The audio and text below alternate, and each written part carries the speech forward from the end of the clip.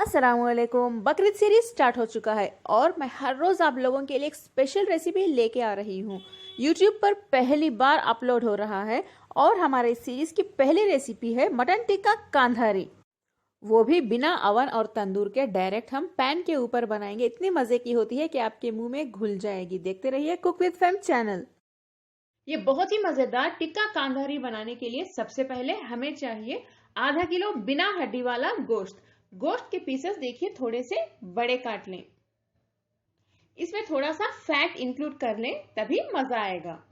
इसे हम 2 बार मैरिनेट करेंगे। तो सबसे पहले पहला मैरिनेट स्टार्ट करते हैं। इसमें डालिए 2 टेबलस्पून अदरक लहसुन का पेस्ट, 1 टीस्पून आमचूर पाउडर, थोड़ा सा नमक, आधे नींबू का जूस, 2 या 3 चुटकी रेड फूड कलर, ये ऑप्शनल है। इन सभी को अच्छे से मिक्स कर लें। चलिए ये तो रेडी है। इसे हम ऐसे ही आधे घंटे के लिए रख देते हैं। इसके ऊपर लिड बंद कर दें। इसे मैरिनेट करने से पहले एक फोक की मदद से हल्का सा प्रिक कर लें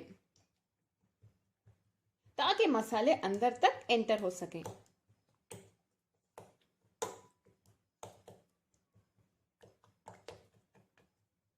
चलिए इसे तो मैंने अच्छे से प्रिक कर लिया है।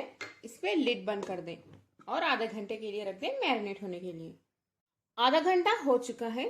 गोश्त तो हमारा मैरिनेट हो गया है। ये पहला मैरिनेट था।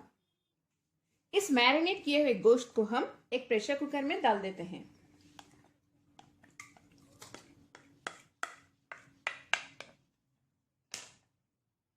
इसमें थोड़ा सा पानी डाल दें, आधी गिलास डालिए।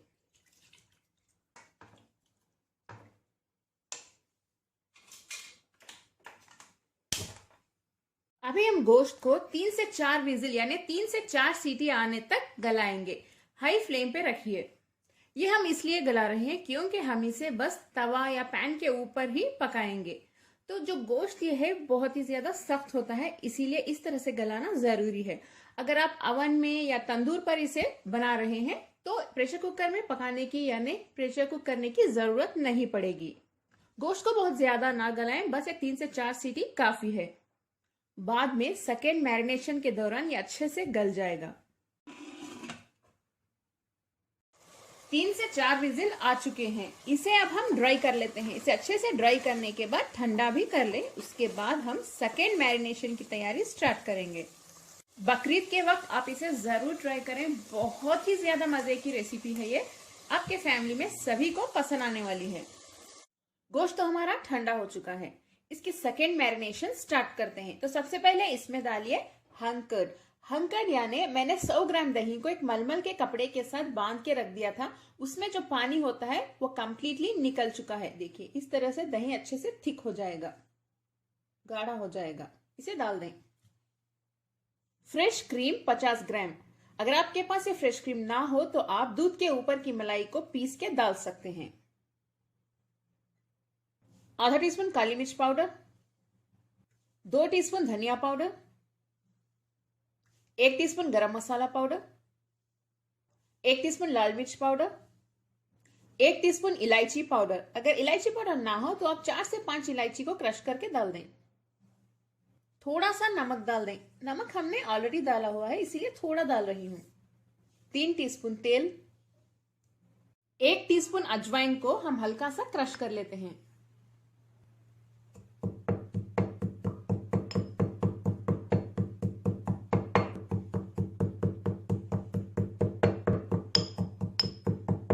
क्रश की हुई अजवाइन भी गोश्त में डाल दें। आखिर में हम इसमें डालेंगे 1 टीस्पून रॉ पपाया पाउडर यानी कच्चे पपीते का पाउडर। इसे किस तरह बनाते हैं इसका वीडियो लिंक आपको डिस्क्रिप्शन बॉक्स में मिल जाएगा या आप मेरे चैनल में सर्च कर सकते हैं। टाइप करें raw papaya powder by Cook with Fam. इसे डालने से गोश्त हमारा बहुत अच्छे से गल जाता है। ये एक टेंडराइजर की तरह काम करता है। आप इसे बना के रख लें। बहुत सारे मटन रेसिपीज में ये काम आएगा बकरीद के लिए। अगर आपके पास ये ना हो तो आप मीट टेंडराइजर का भी इस्तेमाल कर सकते हैं। ये आपको सुपरमार्केट में मिल जाएगा। ये भी 1 टीस्पून डालिए आधा किलो गोश्त के लिए। अगर आपके पास दोनों भी ना हो तो आप प्रेशर कुक करते वक्त ज्यादा गला लें गोश्त को, यानी 90% तक गला लें। इसे डाल दें, इन सभी को मिक्स कर लें। ये तो अच्छे से मिक्स हो चुका है। इसे हम 3 से 4 घंटों के लिए मैरिनेट होने के लिए रेफ्रिजरेटर में रख देते हैं। अगर आपके पास रेफ्रिजरेटर ना हो तो आप बाहर भी रख सकते हैं। अगर आप इस मटन की रेसिपी को तंदूर में या ओवन में बनाना चाहते हैं तो गोश्त को मत गलाइए, डायरेक्ट फर्स्ट मैरिनेट करिए, आधे घंटे के बाद दूसरा मैरिनेट करिए, उसके बाद डायरेक्टली ओवन में रख दें। इस पे लिड बंद कर दें। 3 से 4 घंटे हो चुके हैं। पैन गरम कर लें। अगर आपके पास इस तरह का पैन ना हो तो आप नॉर्मल पैन भी यूज कर सकते हैं। इसे हल्का सा घी के साथ ब्रश कर लें, थोड़ा सा घी लगा दें। जैसे ही ये गरम हो जाए, मैरिनेट किए हुए गोश्त के पीसेस इसके ऊपर रख दें।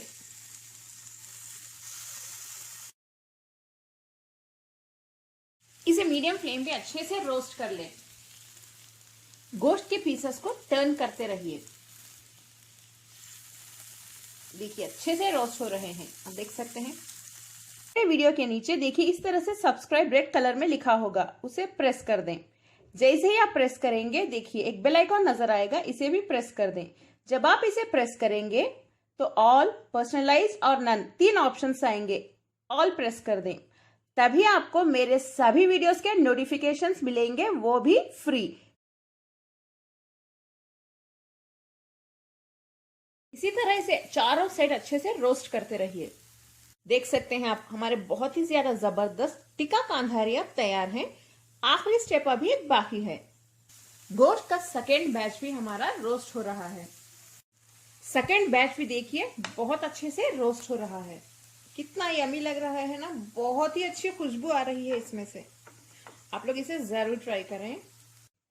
ये सभी रोस्ट किए हुए मटन के पीसेस को हम एक पैन में रख लेते हैं और बीच में एक बाउल रख के इसमें जलता हुआ कोयला रख दें और इसमें थोड़ा सा घी या बटर डाल दें। जैसे ही स्मोक निकलेगी इसके ऊपर लिड बंद कर दें। इसे हम ऐसे ही एक 15 से 20 मिनट तक रख देते हैं। इस तरह से करने से गोश्त के पीसेस में हमारे तंदूर इफेक्ट आएगा, बहुत ही अच्छी खुशबू आती है। अगर आपके पास कोयला ना हो तो ये स्टेप स्किप भी कर सकते हैं, लेकिन इस तरह करने से बहुत और ज्यादा टेस्टी हो जाएगा गोश्त हमारा। आप कोयला आराम से ऑनलाइन ऑर्डर कर सकते हैं। 15 से 20 मिनट हो चुके हैं। लीड ओपन करके देख लेते हैं। हमारे बहुत ही ज्यादा मजेदार टिक्का कांधारी अब तैयार है। देखिए कितने यमी लग रहे हैं। देखिए ये बाउल हम निकाल देते हैं। इन्हें थोड़ा सा घी के साथ ब्रश कर दें, लुक और भी अच्छा आ जाएगा इनका। आप इसे हरी चटनी के साथ खाइए, बहुत ही ज्यादा मजा आने वाला है आपको। आ रहा है ना मुंह में पानी देखकर ही, अंदर से बहुत ही ज्यादा सॉफ्ट हैं। जैसे ही आप खाएंगे आपके मुंह में खुल जाएंगे। देखिए कितने सॉफ्ट हैं, कितने आराम से टूट रहे हैं। देखिए बहुत ही ज्यादा मजे के हैं। काफी सॉफ्ट बने हैं।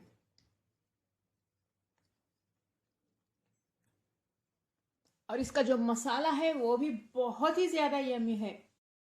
कमेंट में जरूर शेयर करें आपको मेरी आज की मजेदार टिक्का कांधारी की रेसिपी कैसी लगी। आप लोग जरूर ट्राई करें, अपने फैमिली और फ्रेंड्स के साथ शेयर भी करें।